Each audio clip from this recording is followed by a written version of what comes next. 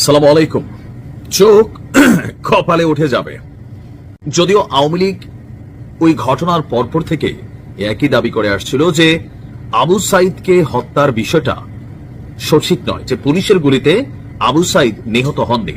এটা নিয়ে আপনাদের খেয়াল আছে, আওয়ামী লীগ বারবার এই কথাটা বলেছে, কারণ তাদের বক্তব্য পুলিশের গুলিতে স্পটে আবু সাইদের মৃত্যু হয়নি, ওইখান থেকে নেওয়ার পথে ভিন্নভাবে তার মৃত্যু হয়েছে। তাহলে আমরা যে দৃশ্যটা দেখলাম সেটা আসলে কি? আর আজকে প্রায় 1 বছর পর, আবু সাইদের মৃত্যুর 1 বছর 1 মাস কাছাকাছি সময়টা, আজকে যে তথ্য রাষ্ট্র কর্তৃক নিযুক্ত শেখ হাসিনা এবং আসাদুজ্জামান খান কামালের পক্ষে রাষ্ট্র যে আইনজীবী নিয়োগ দিয়েছে মোহাম্মদ আমির হোসেন, তিনি যে বক্তব্য দিয়েছেন, এই বক্তব্য পুরা সিস্টেমে আরেকটা ধাক্কা দিতে যাচ্ছে।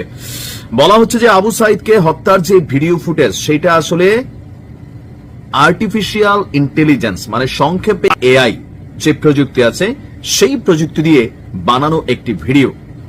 আমরা এই প্রথমবারের মতন নিজেও এমন কথা শুনি না একটা ধাক্কা খাইলাম। এতদিন আমরা শুনছি, আওয়ামী লীগের দাবি ছিল আবু সাইদ ওইখানে মরে নাই, ওইখান থেকে তাকে হাসপাতালে নেওয়ার পথে কে বা কাহারা বা যারা সরকার বিরোধী আন্দোলনে লিপ্ত ছিল তারা মাইরা ফেলছে আন্দোলনের গতিপথটাকে বদলাই দেওয়ার জন্য। এটা ছিল আওয়ামী লীগের তৎকালীন দাবি। বাট আজকে আমাদের যিনি আইনজীবী আছেন মোহাম্মদ আমির হোসেন, তিনি যে দাবি করছেন, এই দাবি তো ভাই পুরা, মানে আমরা এতদিন দেখলাম কি, শুনলাম কি, আর ঘটনার দিন শেষে সামনে আনলো উনি কি? এখন উনি কোন দাবিতে এই কথাটা বললেন, বা ওনার কাছে কোন, এটা যে প্রযুক্তি দিয়ে তৈরি একটা ভিডিও, সেটার সপক্ষে তিনি আসলে কি যুক্তিতর্ক অথবা প্রমাণ উপস্থাপন করলেন, সেটাও আসলে গণমাধ্যমে আসে নাই।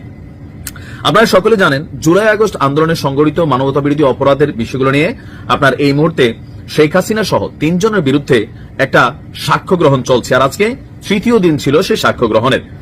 তো এই 3য় দিনে আপনার গেল 6 আগস্ট আন্তর্জাতিক অপরাধ ট্রাইব্যুনাল 1-এর বেলা 11টার পর থেকে বিকেল 3:30টা পর্যন্ত সাক্ষ্য গ্রহণ চলেছিল।